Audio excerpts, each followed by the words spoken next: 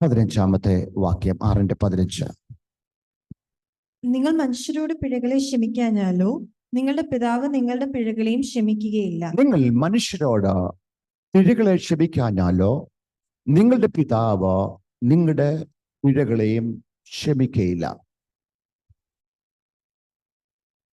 നമുക്കറിയാം, നമ്മുടെ കർത്താവും നമ്മുടെ രക്ഷിതാവുമായ യേശു ഈ താണഭൂമിയിലായിരുന്നപ്പോൾ ന്യായപ്രമാണ കാലഘട്ടമായിരുന്നു. ന്യായപ്രമാണ കാലഘട്ടം. അതുകൊണ്ടാണ് ന്യായപ്രമാണത്തെ കർത്താവ് അതിനെ പ്രമാണിച്ചത്. എന്തുകൊണ്ട് കർത്താവ് ന്യായപ്രമാണത്തെ പ്രമാണിച്ചു? ന്യായപ്രമാണ കാലഘട്ടത്തിൽ യേശു ജീവിച്ചിരുന്നത് കൊണ്ട്. യേശു ശബത്തിൽ പള്ളിയിൽ പോയി. എന്തുകൊണ്ട് യേശു ശബത്തിൽ പള്ളിയിൽ പോയി? ന്യായപ്രമാണ കാലഘട്ടത്തിൽ യേശു ജീവിച്ചിരുന്നത് കൊണ്ട്. നമുക്കൊക്കെ ഒരു കാലഘട്ടം ഉണ്ടായിരുന്നു. ഇപ്പോഴത്തെ വീണ്ടും ജനിക്കപ്പെട്ട ഒരു കാലഘട്ടം, അതിന് മുമ്പ് ഒരു കാലഘട്ടം. മുമ്പ് ആ കാലഘട്ടത്തിൽ നമ്മൾ എവിടെയാണ് പോയത്? നമ്മൾ ഓരോരുത്തരും പള്ളിയിലും അമ്പലത്തിലും ഒക്കെ പോയിരുന്നു. എന്തുകൊണ്ടാണ്? ആ കാലഘട്ടത്തിലാണ് നമ്മൾ ജീവിച്ചിരുന്നത്. അപ്പോൾ യേശു ന്യായപ്രമാണം കാലഘട്ടത്തിൽ ജീവിച്ചിരുന്നപ്പോൾ ഈ ന്യായപ്രമാണ കാലഘട്ടത്തിന്റെ കാര്യങ്ങളൊക്കെ യേശു ചെയ്യുമായിരുന്നു. പക്ഷേ തൻ്റെ പഠിപ്പിക്കലില് ന്യായപ്രമാണം അതേപടി പഠിപ്പിക്കാതെ തൻ്റെതായ ഒരു ലോ, തൻ്റെതായ ഒരു പ്രമാണം, ന്യായപ്രമാണം താൻ പഠിപ്പിക്കുന്നത് ആരുടെ ശ്രദ്ധയിൽപ്പെട്ടെന്നറിയാമോ? പരീശന്മാരുടെയും സദൂക്യരുടെയും ശ്രദ്ധയിൽപ്പെട്ടു. മോശ മുഖാന്തരം കൊടുത്ത ന്യായപ്രമാണത്തെ ഇദ്ദേഹം ആചരിക്കുമ്പോൾ തന്നെ തൻ്റെ പഠിപ്പിക്കലിൻ്റെ അകത്ത് മോശ കൊടുത്ത ന്യായപ്രമാണത്തെ അതേപടി പഠിപ്പിക്കുകയല്ല, പിന്നെയോ താൻ തൻ്റെതായ ഒരു പ്രമാണം പഠിപ്പിക്കുന്നു. അതവരെ വല്ലാതെ അസ്വസ്ഥമാക്കി.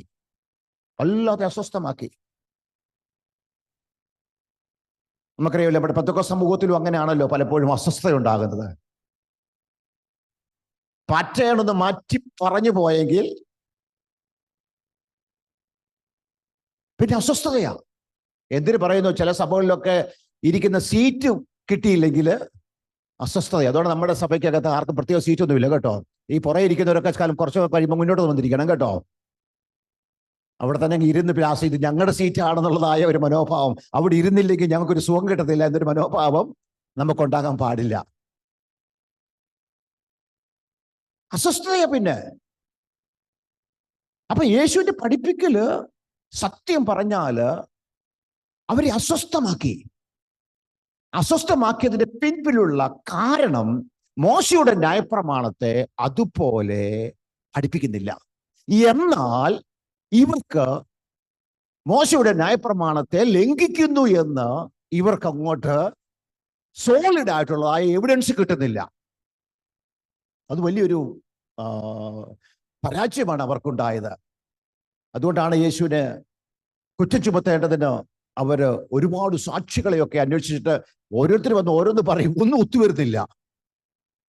കാരണം അവർക്ക് യേശുവിന്റെ മേൽ കുറ്റം ചുമത്തുവാൻ കഴിയത്തില്ല. പക്ഷെ യേശു പർപ്പസ്ലി എന്ത് ചെയ്തറിയാമോ? മോശ മുഖാന്തരം കൊടുത്ത ന്യായപ്രമാണത്തെ യേശു പെതുക്കെ തന്റെ പ്രമാണമാക്കി മാറ്റി.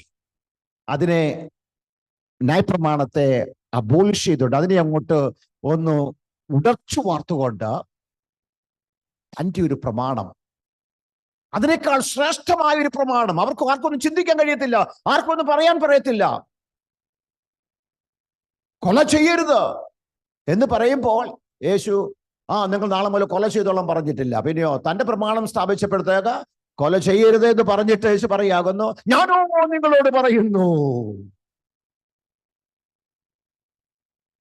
തന്റെ പ്രമാണം കൊണ്ടുവരിക. അവിടെ വ്യഭിചാരം ചെയ്യരുത്. അപ്പൊ അവരിങ്ങനെ കേട്ടോണ്ടിരിക്കുകയാണ്, ഇവൻ വ്യഭിചാരം ചെയ്യുവോ? അതിനെക്കുറിച്ച് അവന്റെ കാഴ്ചപ്പാട് വ്യഭിചാരം ചെയ്യരുത്. എന്നാൽ ഞാനോ നിങ്ങളോട് പറയുന്നു. ഇത് അവർക്ക് വല്ലാത്ത അസ്വസ്ഥ ഉണ്ടാക്കി. കാരണം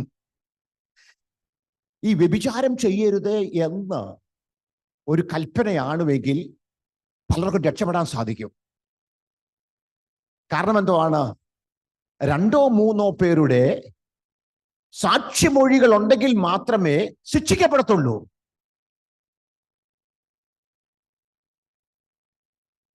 കൊല ചെയ്യുക, മോശ മുഖാന്തരം കൊടുത്ത ന്യായപ്രമാണത്തിനകത്ത് കൊല ചെയ്യരുത്. അതിൻ്റെ അകത്ത് സാക്ഷികൾ വേണം. 2-3 സാക്ഷികൾ കൂടാതെ ആരും ശിക്ഷിക്കാൻ കഴിയത്തില്ല. അപ്പം ഇതിൻ്റെ അകത്ത് കുറച്ച് ബുദ്ധിമാന്മാരൊക്കെ ഉണ്ട്. അവര് തെളിവുകൾ വെക്കാതെ തെറ്റുകൾ ചെയ്തുകൊണ്ടിരിക്കും. ഒരു തെളിവും കൊടുക്കത്തില്ല, പിടി കൊടുക്കത്തില്ല. ക്രിസ്തുവിന്റെ പ്രമാണത്തിന്റെ പ്രത്യേകത എന്നറിയാമോ? നിങ്ങൾ എത്ര തെളിവ് നശിപ്പിച്ചാലും ദൈവത്തിന്റെ കോടതിയിൽ നിങ്ങൾ ശിക്ഷിക്കപ്പെടും, നിങ്ങൾ പിടിക്കപ്പെടും. അത് കർത്താവിന്റെ പ്രമാണത്തിന്റെ പ്രത്യേകതയാണ്. ഇപ്പൊ വ്യഭിചാരം ചെയ്യരുതോ? യേശു പഠിപ്പിച്ചു. അല്ല, കൊല ചെയ്യരുത്. എന്നാൽ ഞാനോ നിങ്ങളോട് പറയുന്നു, സ്ത്രീയെ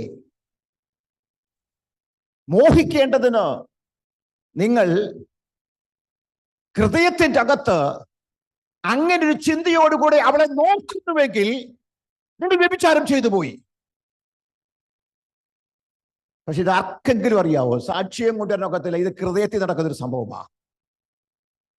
യേശു പറഞ്ഞു, നിങ്ങൾ പിടിക്കപ്പെട്ടിരിക്കും, നിങ്ങൾ പിടിക്കപ്പെട്ടിരിക്കും.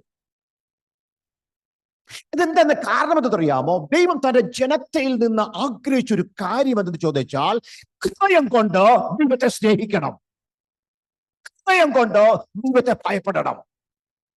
തെളിവുകളുടെ അടിസ്ഥാനത്തിലല്ല ദൈവത്തെ ഭയപ്പെടേണ്ടത്. മനുഷ്യന് തെളിവുകളെ നശിപ്പിക്കുവാൻ കഴിയും. അവന്റെ ബുദ്ധി കൊണ്ട്, അവന്റെ കഴിവ് കൊണ്ട്, അവന്റെ പ്രാവണ്യം കൊണ്ട് അവൻ എന്ത് ചെയ്യാൻ സാധിക്കും? തെളിവുകളെ നശിപ്പിച്ചുകൊണ്ട് സുഖമായിട്ട് അവന് കൽപ്പനകളെ ലംഘിക്കാൻ കഴിയുമായിരുന്നു. എന്നാൽ യേശുവിന്റെ പ്രമാണത്തിന്റെ ഏറ്റവും വലിയ പ്രത്യേകത എന്താണെന്നറിയാമോ? യേശുവിന് ഒരു തെളിവും ആവശ്യമില്ല. ഒരു തെളിവും എൻ്റെ യേശുവിന് ആവശ്യമില്ല. തൻ്റെ പ്രമാണത്തിൻ്റെ അകത്ത് താനും തൻ്റെ മുമ്പിൽ കണക്ക് ബോധിപ്പാൻ വന്ന് നിൽക്കുന്നവന് മാത്രമാണ്. അവനുമായിട്ട് മാത്രമാണ് അവൻ്റെ സകല രഹസ്യങ്ങളെയും അറിയുക. അവൻ്റെ ഹൃദയത്തിൻ്റെ നിലവുകളെയും വിചാരങ്ങളെയും നല്ലതുപോലെ അറിയുന്ന യേശുവിന് തൻ്റെ പ്രമാണത്തിൻ്റെ അകത്ത് ഒരു തെളിവും വേണ്ട. അങ്ങനെ യേശുവിന്റെ പഠിപ്പിക്കൽ അവരെ വല്ലാതെ അസ്വസ്ഥമാക്കി.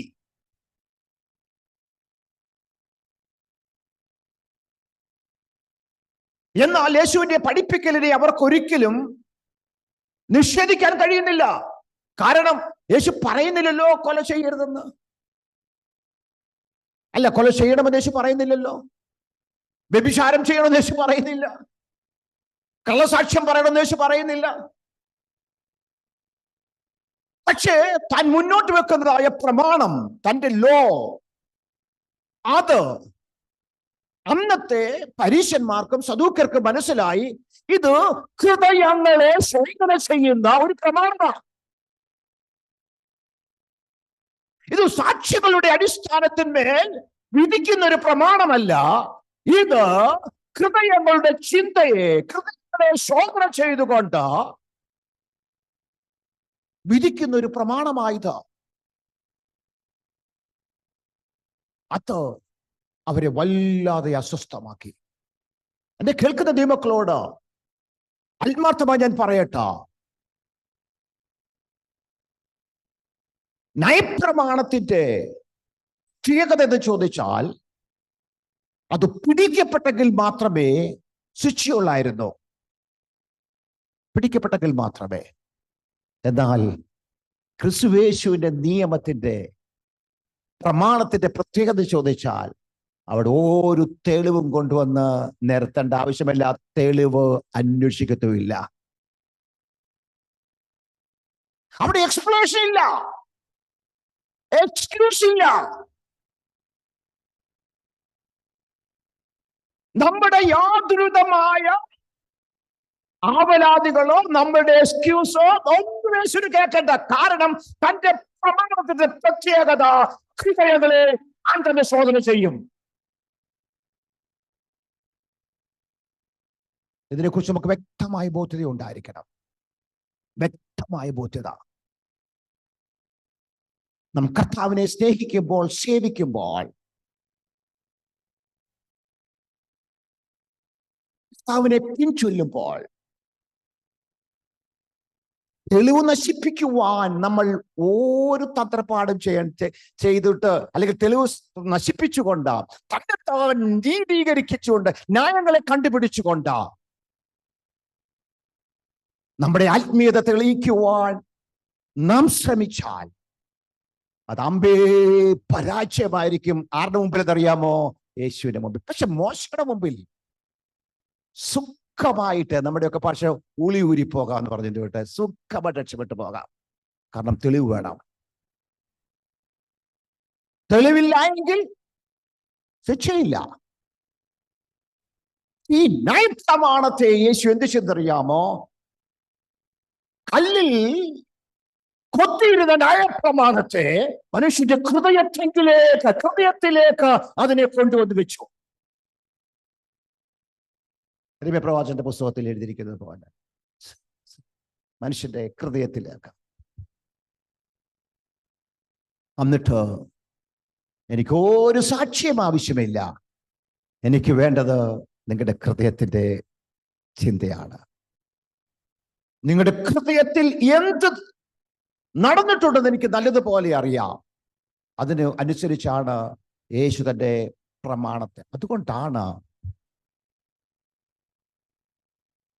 യേശുവിനെ ഹൃദയം കൊണ്ട് വിശ്വസിക്കുമ്പോൾ, ഹൃദയം കൊണ്ട് യേശുവിന്റെ സന്നിധിയിൽ നമ്മുടെ പാപങ്ങളെ ഏറ്റുപറയുമ്പോൾ, ഹൃദയത്തിന്റെ ഹൃദയം കൊണ്ട് നാം ദൈവത്തോട് നമ്മൾ പാപക്ഷമയ്ക്ക് വേണ്ടി യാചിക്കുമ്പോൾ, ഒരാളുടെയും സപ്പോർട്ടില്ലാതെ, ആരുടെയും ഒരു സാക്ഷ്യവും ആവശ്യമില്ല, കർത്താവ് നമ്മളുടെ ക്ഷമിക്കുകയും നമ്മെ ചേർത്ത് പിടിക്കുകയും നമ്മെ മാറോടണയ്ക്കുകയും നമ്മെ കൈക്ക് പിടിച്ച് മുന്നോട്ട് നയിക്കുകയും ചെയ്തതിന്റെ പിന്നിലുള്ള രഹസ്യം എന്ന് ചോദിച്ചാൽ നമ്മുടെ ഹൃദയത്തിൽ കടന്നു വരുന്ന പരിവർത്തനമാണ്. ഹൃദയത്തിന്റെ അകത്ത് നാം എടുക്കുന്ന തീരുമാനങ്ങളും ഹൃദയംഗമായി ദൈവത്തിൽ സമർപ്പണവുമാണ് കർത്താവ്. അപ്പോൾ ആൾക്കാർ ചോദിക്കും, ഞങ്ങൾക്കറിയാമല്ലോ ഇവന്റെ ജീവിതത്തിലൊന്ന് തെറ്റ്, ഞങ്ങൾക്കറിയാമല്ലോ ഇവൻ ചെയ്ത പാപം എന്തുവാണെന്നുള്ള കാര്യം, ഇവന് ശിക്ഷയൊന്നുമില്ലേ? അതുകൊണ്ടാണ് റോമാലേഖനത്തിൽ അപ്പോസ്തലനായ പൗലോസ് പറഞ്ഞിരിക്കുന്നത്, ദൈവം നീതീകരിച്ചവനെ ആർ കുറ്റം ചുമത്തും? അവന്റെ ഹൃദയത്തിൽ കടന്നു വന്നതായ മനസ്സാന്തരം, അവന്റെ ഹൃദയത്തിൽ കടന്നു വന്നതായ നിരപ്പ, തീരുമാനം, സമർപ്പണം, അതവനെ ദൈവത്തോട് നിരപ്പിച്ചു. ഹൃദയത്തിൽ കടന്നു വരുന്നതായ ദുശ്ചിന്തകള്, ഹൃദയത്തിൽ കടന്നു വരുന്ന കപടകഥകള്, ഹൃദയത്തിൽ കടന്നു വരുന്നതായ സ്വയം നീതി, അത് നമ്മെ ദൈവത്തിൽ നിന്ന് അകറ്റിക്കൊണ്ടേയിരിക്കും. അപ്പോൾ സർവശക്തനായ ദൈവം എന്ത് യേശു എന്ത് ചെയ്ത് ചോദിച്ചാൽ ഇവർക്ക് ഭയങ്കര സംശയം ഉണ്ടായി. നമ്മുടെ സബ്ജക്റ്റിലേക്ക് വരാൻ തോന്നുന്നു എനിക്ക് തോന്നുന്നില്ല. എന്റെ ദൈവത്തെ പരിശുദ്ധാത്മാവ് പറയാനായിട്ട് എന്നെ പ്രേരിപ്പിക്കുന്നു. ഒരു ചോദ്യം വന്നു, അങ്ങനെ ആണുവെങ്കിൽ ഇന്ന് പ്രഭാതത്തിൽ ഇന്ന് കേട്ടതുപോലെ നിത്യജീവനെ പ്രാപിക്കേണ്ടത് ഞാൻ എന്ത് ചെയ്യണം? ഇങ്ങനെയുള്ള ചോദ്യങ്ങളുമായിട്ട് ആരുടെ കടന്നു വരുന്ന അറിയാമോ? യേശുവിന്റെ അടുക്ക് കടന്നു വരും. ഈ വൈദികന്മാർക്കെല്ലാം ഈ വൈദികന്മാർ പറഞ്ഞാൽ ഈ ന്യായപ്രമാണം പഠിപ്പിക്കുന്നവർക്കെല്ലാം ഹൃദയത്തിന്റെ അകത്ത് സംശയങ്ങൾ അങ്ങ് ഭയങ്കരമായിട്ട് വരുമ്പോഴാണ് മത്തായി എഴുതിയ സുവിശേഷം 22-ാം അധ്യായത്തിന്റെ അകത്ത് ഒരു ചോദ്യം യേശുവിനോട് ചോദിക്കുന്നു. 22-ാം അധ്യായത്തിന്റെ അകത്ത് 22-ന്റെ 37-ഉം 22-ന്റെ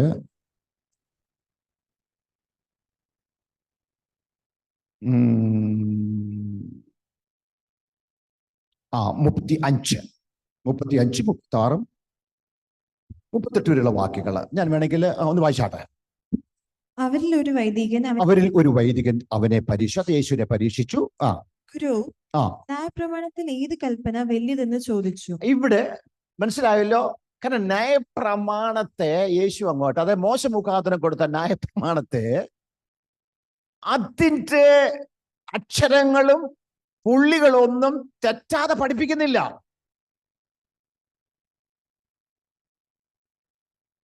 അത് അതുപോലെ തന്നെ പഠിപ്പിക്കുന്നില്ല. അപ്പൊ പിടിക്കാന്ന് വിചാരിച്ചു. ന്യായപ്രമാണത്തിലെ കൽപ്പന കൊണ്ടുവന്നേ പറ്റത്തുള്ളല്ലോ. അവൻ പരീക്ഷിച്ച ചോദിക്കുകയാണ്. അപ്പൊ യേശുവിന്റെ മറുപടി കേട്ടോണേ. യേശു അവനോട് നിന്റെ ദൈവമായ കർത്താവിനെ പൂർണ്ണ ഹൃദയത്തോടും പൂർണ്ണ ആത്മാവോടും പൂർണ്ണ മനസ്സോടും കൂടെ സ്നേഹിക്കണം. ഇതാകുന്നു വലിയതും ഒന്നാമത്തേതുമായ കൽപ്പന. രണ്ടാമത്തേത് അതിനോട് സമം, കൂട്ടുകാരനെ നിന്നെ പോലെ തന്നെ സ്നേഹിക്കണം. ഇവിടെ യേശു പറയാകുന്നു, ഇതാണ് എന്റെ പ്രമാണത്തിന്റെ അടിസ്ഥാനം. ന്യായപ്രമാണവും പ്രവാചകന്മാരും എല്ലാം ആഗ്രഹിച്ചത് ഈ ഒരു നിലപാടിലേക്ക് തന്റെ ജനം വരണം. നിങ്ങൾ ഈ പറയുന്ന ന്യായപ്രമാണങ്ങളുണ്ടല്ലോ, പ്രവാചകന്മാരുടെ ദൂതുകളുണ്ടല്ലോ, ഇതെല്ലാത്തിന്റെയും ആകെ തുക, ഉള്ളടക്കം ഈ കല്ലിന്മേൽ എഴുതി മോശമുഖാന്തരം കൊടുത്തതും അതിന് കഴിഞ്ഞ് വാമൊഴിയായി കൊടുത്തതുമായ പ്രവാചകന്മാരാൽ കൊടുത്തതായ എല്ലാ തിരുവഴുത്തിന്റെയും അതിന്റെ ഉള്ളടക്കം എന്തെന്നറിയാമോ? ഉദ്ദേശം എന്തെന്നറിയാമോ? 2 കാര്യങ്ങളാണ്. ഒന്ന്, ദൈവത്തോടുള്ള നിങ്ങളുടെ സമീപനവും നിങ്ങളുടെ സഹോദരന്മാരുള്ള നിങ്ങളുടെ സമീപനവും. ഇതിൽ 2-ലും ആര് തെറ്റിപ്പോയെന്നറിയാമോ? തന്റെ ജനം തെറ്റിപ്പോയത്. യേശു പറഞ്ഞു, ഒന്ന്, ദൈവത്തോടുള്ള നിങ്ങളുടെ സമീപനം എങ്ങനെയായിരിക്കണം? നിന്റെ ദൈവമായ കർത്താവിനെ നീ പൂർണ്ണ ഹൃദയത്തോടും പൂർണ്ണാത്മാവോടും പൂർണ്ണ മനസ്സോടും കൂടെ സ്നേഹിക്കണം. പ്രയോറിറ്റി. സെറ്റ് ചെയ്യുമ്പോൾ, മുൻഗണന സെറ്റ് ചെയ്യുമ്പോൾ, മക്കളുണ്ടെങ്കിലും മരുമക്കളുണ്ടെങ്കിലും കൊച്ചുമക്കളുണ്ടെങ്കിലും ഭാര്യ ഉണ്ടെങ്കിലും ഭർത്താവ് ഉണ്ടെങ്കിലും ആരെല്ലാം നിങ്ങളെ സ്നേഹിക്കാനും സ്നേഹിക്കപ്പെടാനുണ്ടെങ്കിലും നിങ്ങൾ അറിഞ്ഞിരിക്കണം, നിങ്ങളുടെ പൂർണ്ണ ഹൃദയവും പൂർണ്ണ ആത്മാവും പൂർണ്ണ മനസ്സും ആർക്ക് കൊടുക്കണമെന്നറിയാമോ? നിങ്ങളെ വീണ്ടെടുത്തതായ ദൈവത്തിന് കൊടുക്കണം.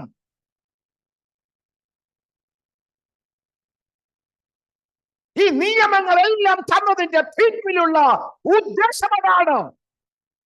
അതുകൊണ്ടാണ് യേശു വിളിച്ചു പറഞ്ഞത്, എന്നേക്കാൾ അധികം അപ്പനെയോ അമ്മയോ മക്കളെയോ വസ്തുക്കളെയോ സ്നേഹിക്കുന്നവൻ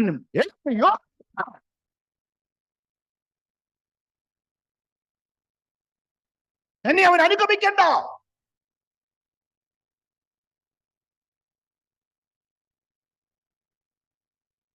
അങ്ങനെയുള്ളവർ എന്റെ പുറകെ വരേണ്ട ആവശ്യമില്ല.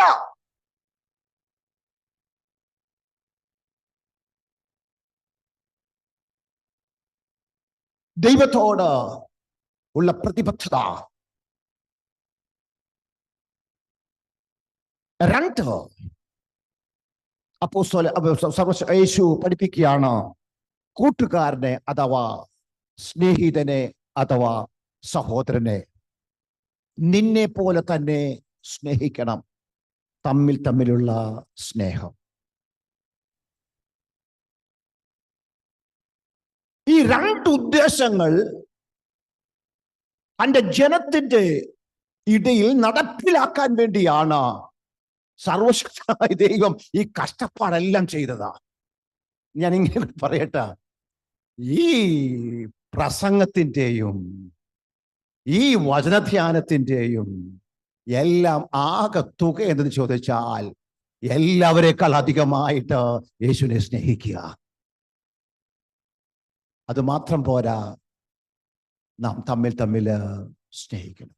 ഈ നാം തമ്മിൽ സ്നേഹിക്കുവാനും എല്ലാവരെക്കാൾ അധികമായി, എല്ലാത്തിനേക്കാൾ അധികമായി ദൈവത്തെ സ്നേഹിക്കുവാനും വേണ്ടിയുള്ള ആ പ്രചോദനമാണ് തിരുവെഴുത്തുകളിൽ മുഴുവനും അടങ്ങിയിരിക്കുന്നത്. അത് ഉൽപ്പത്തി പ്രസംഗിച്ചാലും യശയ്യാപ്രവാചന പുസ്തകം പ്രസംഗിച്ചാലും ദൈവം ഡിമാൻഡ് ചെയ്യുന്നതാ.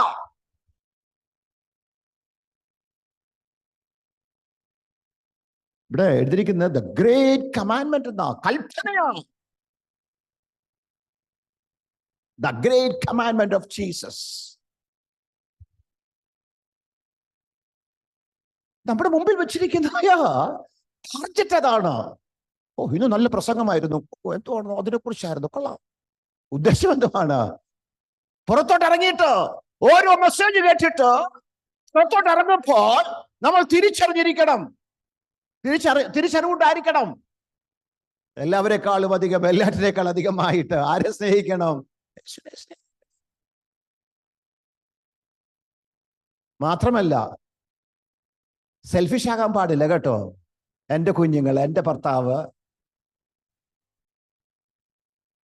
എൻ്റെ ഭർത്താവിന് ഇഡലി, എൻ്റെ ഭർത്താവിന് എന്തുവാ അത് ഇത്, എൻ്റെ ഭാര്യയ്ക്ക്.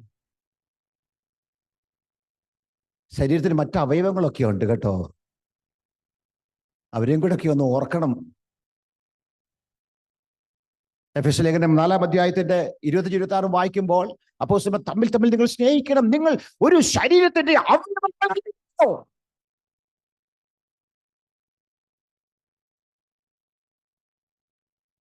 പണ്ടൊക്കെ നമ്മുടെ അപ്പച്ചിമാരും അമ്മച്ചിമാരും ഒക്കെ അവർക്ക് വലിയ ദൈവിക പരിജ്ഞാനമൊന്നുമില്ലായിരുന്നു. പക്ഷേ 10 മുട്ടയ്ക്കകത്ത് 10 മുട്ടയും മക്കൾക്ക് പുഴുകി കൊടുക്കുമ്പോഴത്തേക്ക് അവരാരും ഓർക്കുമായിരുന്നറിയാമോ? സഭയിലുള്ള ചിലരെങ്കിലും ഓർക്കുമായിരുന്നു, അല്ലെങ്കിൽ അറ്റ്ലീസ്റ്റ് ശുശ്രൂഷകനെ ഓർക്കുമായിരുന്നു. പിന്നെ നമുക്ക് പിന്നെ ശുശ്രൂഷനൊന്നും ആവശ്യമില്ലല്ലോ, പിന്നെ വേണമല്ലോ. നമുക്ക് ദൈവകൃപയാൽ നമുക്ക് അങ്ങനെ ഒരു ഓപ്ഷൻ കർത്താവ് തന്നിട്ടുണ്ട്. അതുകൊണ്ട് ദൈവത്തിന് മഹത്വമില്ലേ, അല്ലായിരുന്നു ഞങ്ങൾ കൊടുത്താല്. ശുശ്രൂഷ മാത്രമല്ലല്ലോ ശരീരത്തിന്റെ അവയവങ്ങള്. 10 മുട്ടയ്ക്കകത്ത് 2 മുട്ട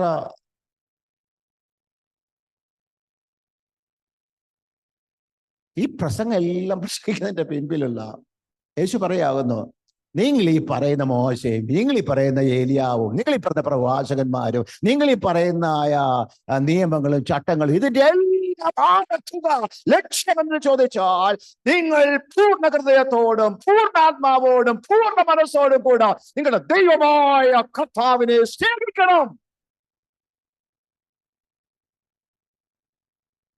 മാത്രമല്ല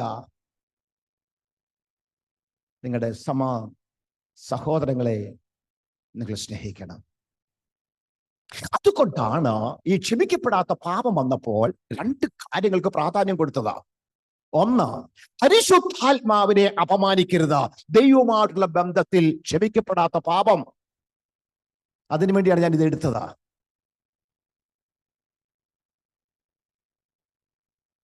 പരിശുദ്ധാത്മാവിനെ ദുഷിക്കുവാൻ പാടില്ല. അപ്പൊ പരിശുദ്ധാത്മാവിന്റെ റോൾ എന്താ നമ്മൾ മനസ്സിലാക്കണം, അല്ലേ? അല്ലെങ്കിൽ മാത്രമേ നമ്മൾ ദുഷിക്കുന്നുണ്ടോ ഇല്ലയോ എന്നുള്ള കാര്യം മനസ്സിലാകത്തുള്ളൂ. നമ്മളാരും പരിശുദ്ധാത്മാവിന് നേരെ ദൂഷണങ്ങളൊന്നും പറയത്തില്ലെന്ന് പ്രഥമദൃഷ്ട്യാ നമ്മളെല്ലാവരും അങ്ങ് ഉറപ്പിക്കും. കാരണം നമുക്ക് ഇഷ്ടമല്ലേ പരിശുദ്ധാത്മാവിനെ. പക്ഷേ ഭർത്താവിന്റെ കടമ ഭർത്താവ് ചെയ്യാതിരിക്കുമ്പോൾ നമുക്ക് പിറുപിറുക്കാൻ അറിയാം, എന്തൊക്കെയോ. അല്ലെ ഭാര്യ ചെയ്യാതിരിക്കുമ്പോഴത്തേക്കാം. അപ്പൊ പരിശുദ്ധാത്മാവ് നമ്മളിൽ നിന്ന് പ്രതീക്ഷിക്കാത്തത് പ്രതീക്ഷിക്കുന്നത് ചെയ്യാതിരിക്കുമ്പോൾ അറിയാം, അല്ലെങ്കിൽ അതിനെ ധിക്കരിക്കുമ്പോൾ അറിയാം നാം ദൂഷണം ചെയ്യുകയാണോ അല്ലെങ്കിൽ അപമാനിക്കുകയാണോ. അന്നേരം നമുക്ക് മനസ്സിലാകത്തുള്ളൂ. അപ്പൊ യേശു പഠിപ്പിക്കുകയാണ്, നോക്ക്, ദ ഗ്രേറ്റ് കമാൻഡ്മെന്റ് എന്ന് പറയുന്നത് ഒന്ന് ദൈവത്തോട് ബന്ധപ്പെട്ടതാണ്, ഒന്ന് സഹോദരങ്ങളോട് ബന്ധപ്പെട്ടതാണ്. ക്ഷമിക്കപ്പെടാത്ത പാപത്തെ കുറിച്ച് പഠിപ്പിക്കുമ്പോൾ യേശു വളരെ വ്യക്തമായി പഠിപ്പിക്കുകയാണ്, ഒന്ന്, നിങ്ങൾക്ക് കാര്യസ്ഥനാക്കി ആരെ വെച്ചിട്ടുണ്ട്? ദൈവത്തിന്റെ പരിശുദ്ധാത്മാവിനെ വെച്ചിട്ടുണ്ട്. ദൈവം നിങ്ങളോട് കൂടെയുണ്ട്. ദൈവത്തെ നിങ്ങൾ അപമാനിക്കരുത്, ക്ഷമിക്കത്തില്ല. രണ്ട്, നിന്റെ സഹോദരനോട് നീ മനഃപൂർവമായി ക്ഷമിച്ചില്ല എങ്കിൽ നിന്നോട് ഞാൻ ക്ഷമിക്കത്തില്ല. കാരണം രണ്ട് കൽപ്പനകൾ കൊടുത്തപ്പോൾ ഗ്രേറ്റ് കമാൻഡ്മെന്റ് അകത്ത് ഒന്ന് ദൈവവുമായിട്ട് ബന്ധപ്പെട്ടത്, ഒന്ന് സഹോദരനുമായി ബന്ധപ്പെട്ടത്. ഈ രണ്ട് കാര്യങ്ങൾക്ക് യേശു വ്യക്തമായിട്ട് മുന്നോട്ട് വെച്ചിട്ട് പറയാകുന്നു, ബി കെയർഫുൾ. സകല പാപവും ദൂഷണവും മനുഷ്യനോട് ക്ഷമിക്കും, ആത്മാവിനു നേരെയുള്ള ദൂഷണമോ ക്ഷമിക്കയില്ല. യേശു വീണ്ടും പറഞ്ഞു, നിങ്ങളോട് പാപം ചെയ്ത മനുഷ്യരോട് നിങ്ങൾ ക്ഷമിക്കുമെങ്കിൽ സ്വർഗ്ഗസ്ഥനായ പിതാവ് നിങ്ങളോട് ക്ഷമിക്കും. എന്നാൽ മനുഷ്യരോട് നിങ്ങൾ ക്ഷമിക്കുന്നില്ല എങ്കിൽ നിങ്ങളുടെ പിതാവ് നിങ്ങളുടെ പാപങ്ങളും ക്ഷമിക്കില്ല. ഈ യേശുവും ഈ സ്തേഫാനോസും ഒക്കെ ഉണ്ടല്ലോ, അവർക്കറിയാമായിരുന്നു ദൈവത്തെ എങ്ങനെ പ്രസാദിപ്പിക്കണമെന്ന്. തൻ്റെ സഹോദരങ്ങൾ തൻ്റെ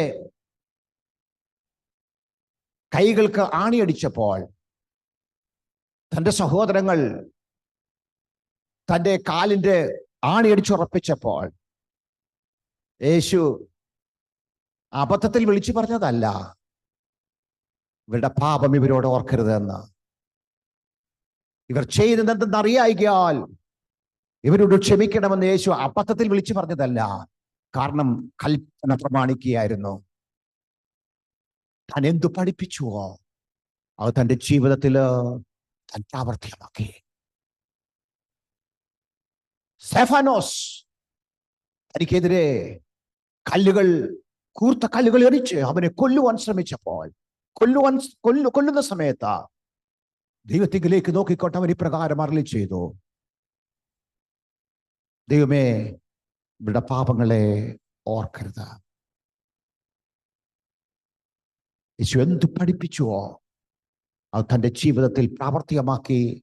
അപ്പോസ്തലന്മാർ യേശുവിനാൽ എന്ത് പഠിച്ചുവോ അത് അവരുടെ ജീവിതത്തിൽ പ്രാവർത്തികമാക്കി. കാരണം ഇത് ദൈവത്തിന്റെ കൽപ്പനയാണ്. അപ്പോൾ യേശു പഠിപ്പിച്ചു, നമുക്ക് നിങ്ങളോട് പാപം ചെയ്യുന്ന മനുഷ്യനോട് നിങ്ങൾ ക്ഷമിക്കുമെങ്കിൽ സ്വർഗ്ഗസ്ഥനായ പിതാവോ നിങ്ങളോട് ക്ഷമിക്കും. ഇത് എപ്പോഴത്തെ കാര്യമാണ് നമുക്കറിയാമല്ലോ. ഇത് നമ്മുടെ മാനസാന്തരത്തിന്റെ സമയത്തിലല്ല, നമ്മെ വീണ്ടും ജനിപ്പിക്കുന്ന സമയത്തല്ല. നമ്മളെ വീണ്ടും ജനിപ്പിക്കുന്ന സമയത്ത് ഇങ്ങനെ കുറച്ച് ആൾക്കാരുണ്ട് കേട്ടോ. എല്ലാം ക്രമീകരിച്ചിട്ട് വീണ്ടും ജനിക്കാമെന്ന് പറയുന്നവര്, എല്ലാം ക്രമീകരിച്ചിട്ട് വീണ്ടും ജനിക്കാമെന്ന് പറയുന്നവര്, അവർ ഒരിക്കലും വീണ്ടും ജനിക്കത്തില്ല. കാര്യം എന്തറിയാമോ? ക്രമീകരണത്തിന്റെ അടിസ്ഥാനത്തിലല്ല വീണ്ടും ജനനം നടക്കുന്നത്, വിശ്വാസത്തിന്റെ അടിസ്ഥാനത്തിലാണ് വീണ്ടും ജനനം നടക്കുന്നത്. ക്രമീകരണം എപ്പോഴാ വേണ്ടത്? വീണ്ടും ജനിക്കപ്പെട്ടതിന് ശേഷമാണ് ക്രമീകരണം വേണ്ടത്. നിർഭാഗ്യവശാൽ നമ്മുടെ ഇടയില് വീണ്ടും ജനിക്കപ്പെട്ടതിന് ശേഷം, നമ്മുടെ ഇടയിലല്ല, നമ്മുടെ കൂട്ടരുടെ ഇടയില് വീണ്ടും ജനിക്കപ്പെട്ടതിന് ശേഷം ഒരു ക്രമീകരണമില്ല. ഞാൻ പറഞ്ഞത് മനസ്സിലാവുന്നുണ്ട് അല്ലേ?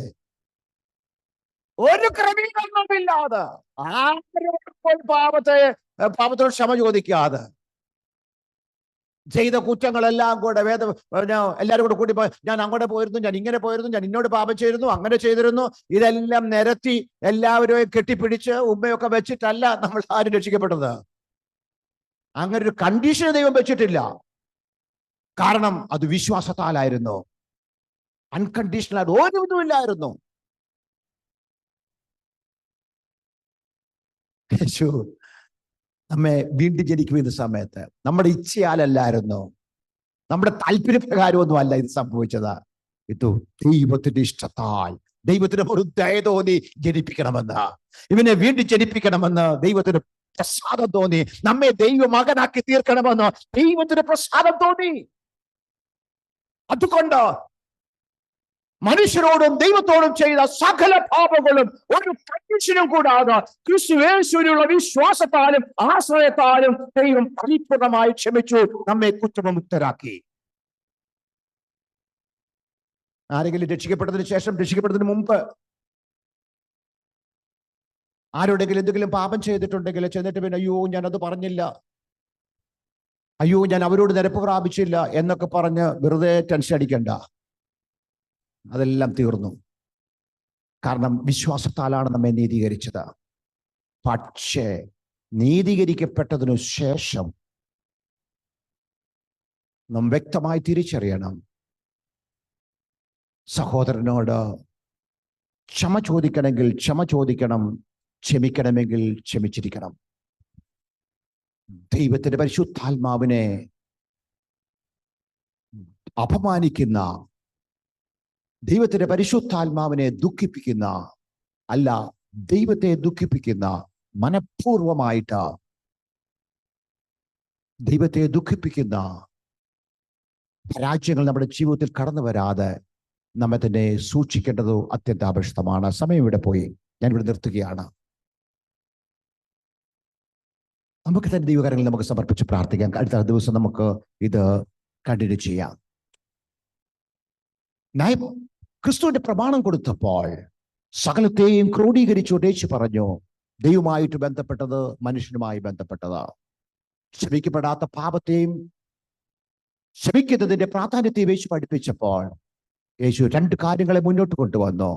ഒന്ന്, പരിശുദ്ധാത്മാവ് നിങ്ങളോട് കൂടെ ഇരിക്കേണ്ടതിന് കാര്യസ്ഥനായി അയച്ച പരിശുദ്ധാത്മാവിനെ അപമാനിക്കരുത്.